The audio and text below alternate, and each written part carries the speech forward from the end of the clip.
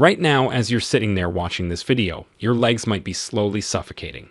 I'm not trying to scare you. I'm trying to save your legs, because here's what most people over 60 don't realize. That numbness you feel in your feet, that heaviness in your calves after walking, those cold toes that won't warm up no matter how many socks you wear. These aren't just signs of getting older. These are warning signals that blood isn't reaching your lower limbs the way it should. And if you ignore these signals, the consequences can be devastating. Let me share something that genuinely shocked me when I first read the research. A major study published in The Lancet found that peripheral artery disease, which is the medical term for poor leg circulation, affects over 200 million people worldwide. That number has increased by 25% in just the last decade alone. But here's the truly alarming part. Nearly half of people with this condition don't even know they have it. They assume their leg pain is just arthritis. They think their slow walking speed is simply because they're getting older. They don't connect the dots until something terrible happens. And what can happen?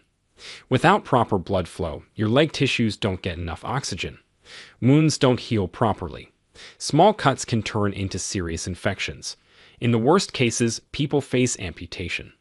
In fact, the American Diabetes Association reports that every 30 seconds, someone in the world loses a limb due to complications from poor circulation. Every 30 seconds. That statistic keeps me up at night. But here's why I wanted to make this video today. Because poor leg circulation after 60 is not a death sentence for your mobility. It's not something you simply have to accept. Groundbreaking research from vascular surgeons and exercise physiologists has identified specific movements that can dramatically improve blood flow to your legs. These aren't complicated exercises that require gym memberships or expensive equipment. These are simple, targeted movements you can do in your living room. The research backing these exercises is remarkable. A systematic review looking at over 40 different clinical trials found that structured exercise programs improved walking distance in people with leg circulation problems by an average of 180%. That's not a typo. Nearly triple the distance they could walk before. Another study from Northwestern University tracked patients for 5 years and found that those who did specific circulation exercises had significantly fewer hospitalizations, fewer surgeries, and yes, fewer amputations than those who relied on medication alone. Now I'm going to walk you through 5 exercises that surgeons and vascular specialists actually recommend for improving leg circulation. I've ranked them from helpful to absolutely essential, but I need you to stay until the end because the number one exercise, the one that research shows is more effective than any other single intervention for leg circulation, might completely surprise you. It's not what fitness influencers talk about. It's not glamorous, but a landmark study found it improved leg blood flow by 40% in just 12 weeks. 40%.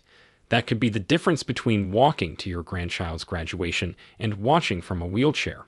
So let's start with number 5 and work our way up to the most powerful exercise for your legs. Before we begin, let us know in the comments now your age and where you're watching us from. We read and reply to every single comment, so drop your comments below. Now, without any further ado, let's get started. Number 5. Ankle pumps and circles. Let's begin with an exercise so simple that many people dismiss it entirely. That's a mistake. Ankle pumps and circles are the foundation of leg circulation improvement, and here's why surgeons actually prescribe them to patients recovering from vascular procedures. Your calf muscles are often called your second heart, and this isn't just a cute nickname. These muscles contain powerful pumping mechanisms that push blood back up toward your heart against the pull of gravity. When you move your ankle, you activate these calf muscles and essentially turn on that secondary pumping system. A study published in the Journal of Vascular Surgery examined blood flow velocity in the legs of participants performing ankle movements. The researchers found that even gentle ankle pumps increased blood velocity in the deep veins by 54% compared to lying still. That's a significant improvement from such a simple movement. To get the maximum benefit from ankle pumps, you need to do them correctly and consistently. Start by sitting in a comfortable chair with your legs extended in front of you or lie flat on your bed or the floor. Point your toes away from your body as far as they'll comfortably go, feeling that stretch in your shin. Hold this position for 2 seconds. Then flex your foot back, pulling your toes toward your shin as far as you can. You should feel your calf muscles engage. Hold that for 2 seconds. That's one complete pump. Perform 20 pumps on each foot, and aim to do this 3 times throughout the day. For ankle circles, keep your leg extended and imagine your big toe is a pencil drawing a large circle in the air. Make the circle as big as your ankle mobility allows. Do 10 circles clockwise, then 10 counterclockwise. Research from the European Journal of Vascular and Endovascular Surgery found that patients who performed ankle exercises for just 10 minutes 3 times daily showed measurable improvements in ankle brachial index, which is the key test doctors use to diagnose circulation problems. After 8 weeks, 73% of participants in the exercise group showed improved scores. The beauty of ankle pumps is that you can do them almost anywhere without anyone noticing. Sitting at the dinner table, pump your ankles. Watching television, perfect opportunity for ankle circles. Lying in bed before sleep. This is actually the ideal time because it helps move blood that may have pooled in your legs throughout the day. The more consistently you do these simple movements, the stronger your calf pump mechanism becomes and the better your baseline circulation gets. With your ankles now activating that crucial calf pump, let's move to an exercise that works the entire lower leg. Number 4. Seated leg extensions. Moving up our list, seated leg extensions target the larger muscle groups in your thighs while remaining completely safe for people with balance concerns or joint issues. This exercise is particularly important because the quadriceps muscles in the front of your thigh are massive blood reservoirs. When you contract these muscles, you're essentially squeezing blood vessels and forcing circulation throughout your entire lower limb. A fascinating study from the University of Missouri examined muscle contractions and their effect on vascular function. The researchers discovered that repeated contractions of the quadriceps muscles triggered the release of nitric oxide from blood vessel walls. Nitric oxide is a molecule that causes blood vessels to relax and widen. This widening, called vasodilation, can persist for hours after exercise. In the study, participants who performed seated leg exercises showed a 23% improvement in blood vessel dilation that lasted up to 3 hours after completing the movements. Here's exactly how to perform seated leg extensions for optimal circulation benefits. Sit in a sturdy chair with your back firmly against the backrest and your feet flat on the floor. Your thighs should be parallel to the ground. Slowly straighten your right leg until it extends straight out in front of you.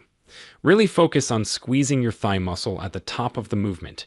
You should feel the front of your thigh become firm and engaged. Hold this extended position for 3 to 5 seconds while continuing to squeeze that muscle. Then slowly lower your leg back to the starting position. The slow lowering is important because it keeps tension on the muscle throughout the entire movement. Perform 10 to 15 repetitions on your right leg, then switch to your left leg. Complete 2 to 3 sets on each leg. As you get stronger over time, you can add challenge by wearing light ankle weights or even just holding a book across your shin. Research published in the Journal of Applied Physiology found that adding resistance to leg exercises increased the blood flow response by an additional 31% compared to bodyweight movements alone. Timing matters for this exercise. While you can do seated leg extensions anytime, performing them about 20 minutes after sitting for an extended period is especially beneficial. This counteracts the blood pooling that naturally occurs when we're sedentary. A study in diabetes care found that breaking up prolonged sitting with short bouts of leg exercises reduced markers of vascular inflammation by 19% in older adults. Now that we've covered exercises you can do while seated, let's look at one that gets you vertical. Number 3. Standing heel raises.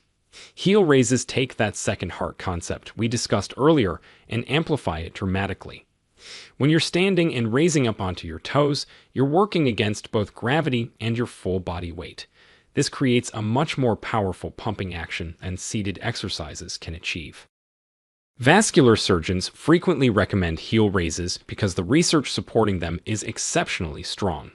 A controlled trial published in Circulation examined patients with confirmed peripheral artery disease who performed standing heel raises as part of their treatment program.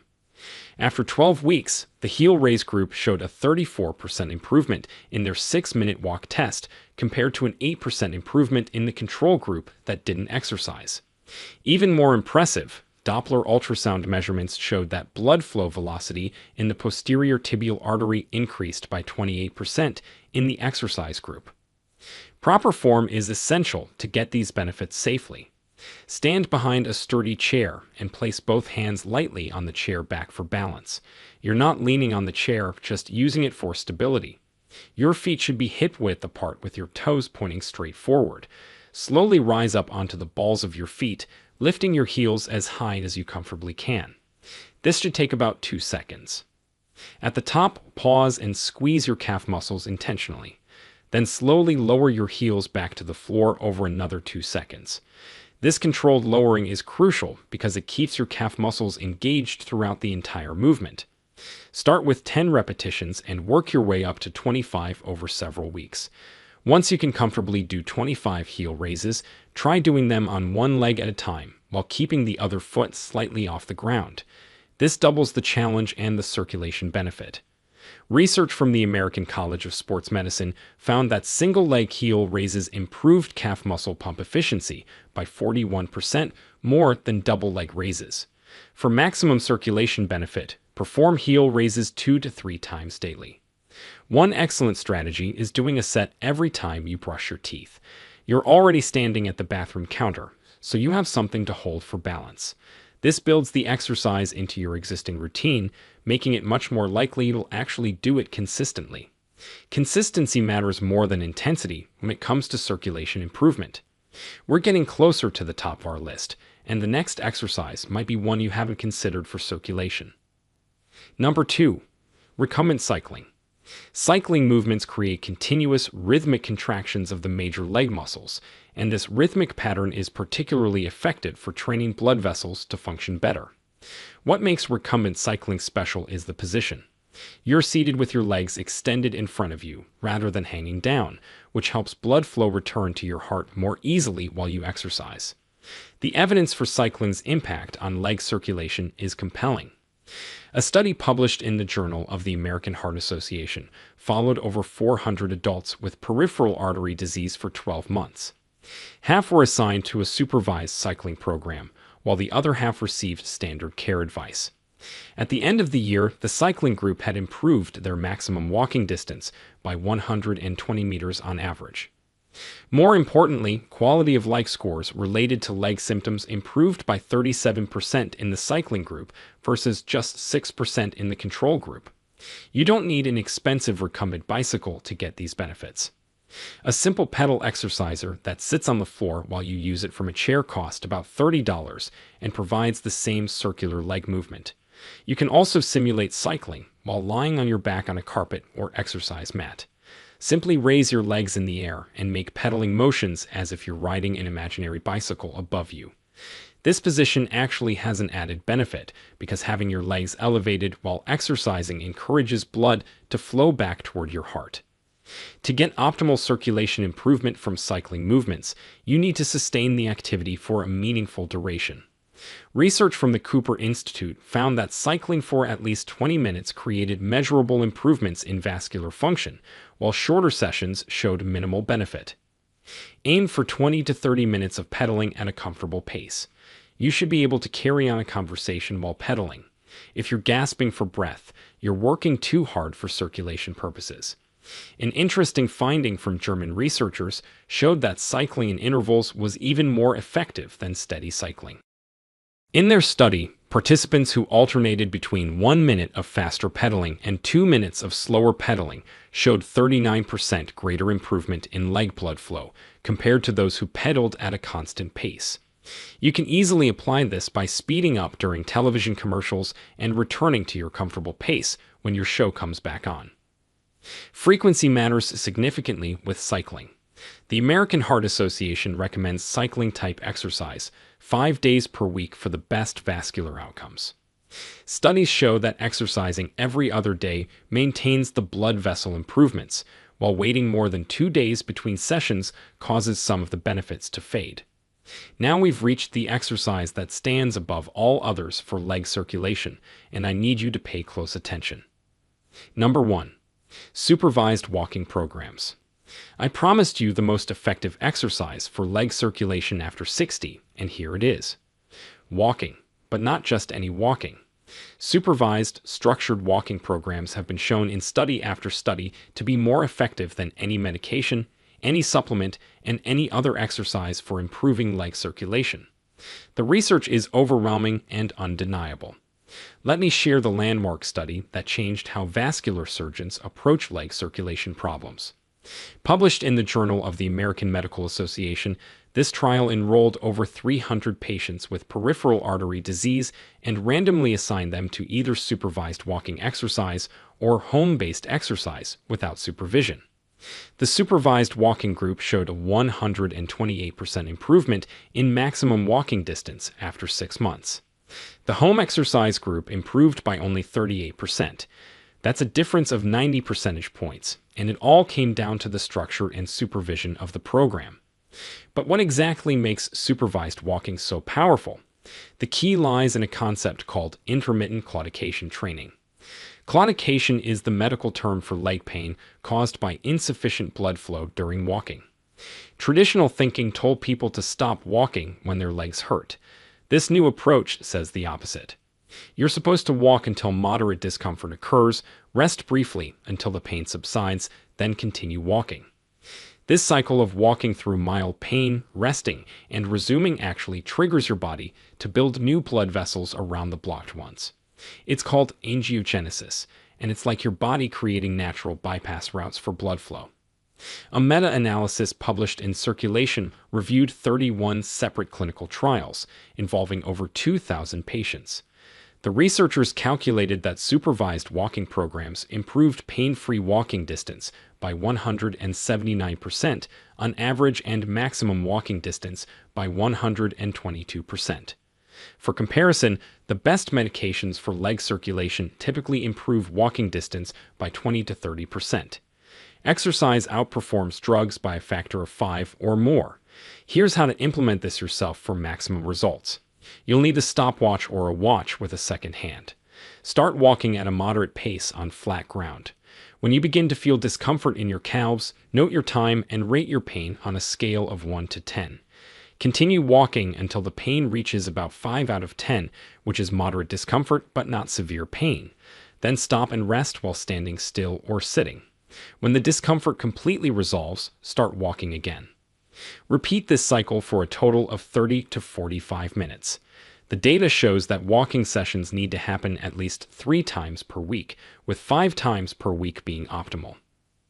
A study tracking patients for 2 years found that those who maintained walking programs 5 days per week had a 71% reduction in leg-related hospitalizations compared to those who walked only 2 days per week. The difference between 3 and 5 weekly sessions translated to significant real-world health outcomes.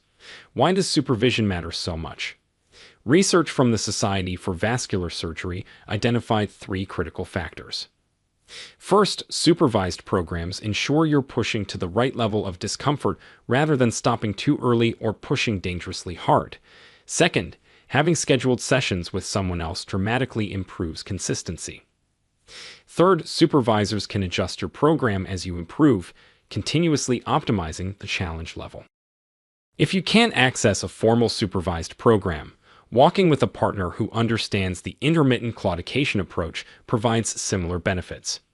Studies show that buddy walking improved adherence by 68% compared to solo walking. Track your progress religiously. Keep a simple log noting your pain-free walking time and your maximum walking time each session. Research from Duke University found that patients who tracked their walking metrics showed 33% greater improvements than non-trackers, likely because seeing progress reinforced their motivation. You now have 5 proven exercises that can dramatically improve blood flow to your legs after 60. Let's quickly recap what we've covered. Ankle pumps and circles activate your calf pump mechanism with minimal effort. Seated leg extensions target your large thigh muscles to boost circulation. Standing heel raises powerfully engage your second heart against gravity. Recumbent cycling provides sustained rhythmic contractions that train your blood vessels. And supervised walking with intermittent claudication training stands above everything else as the single most effective intervention for leg circulation that exists in medicine today. The research numbers don't lie. 128% improvement in walking distance, 40% increases in leg blood flow, 71% reduction in hospitalizations. These aren't theoretical benefits. These are real results from real patients in controlled scientific studies. But knowledge without action changes nothing. The difference between people who improve their leg circulation and those who continue suffering comes down to one thing. Actually, doing the exercises consistently. Start tomorrow. Pick one exercise from this list and do it. Then add another the following week. Build a routine that becomes as automatic as brushing your teeth. Your legs have carried you through 60+ years of life. They've walked you to first dates, through job interviews, alongside your children's first steps, and into countless precious moments. They deserve your attention now. The circulation problems you're experiencing aren't your legs giving up on you. They're your legs asking for help. And now you know exactly how to provide it. And for those of you who have already been doing walking programs or any of these exercises, how long did it take before you started noticing a real difference in how your legs feel? Your experience could genuinely help someone else who's just starting out on this journey. Now, we want to hear from you. Do you or someone you know struggle with poor leg circulation? What symptoms have been bothering you the most? Share with us your experiences and opinions in the comments below. We love to hear them. Thanks for watching.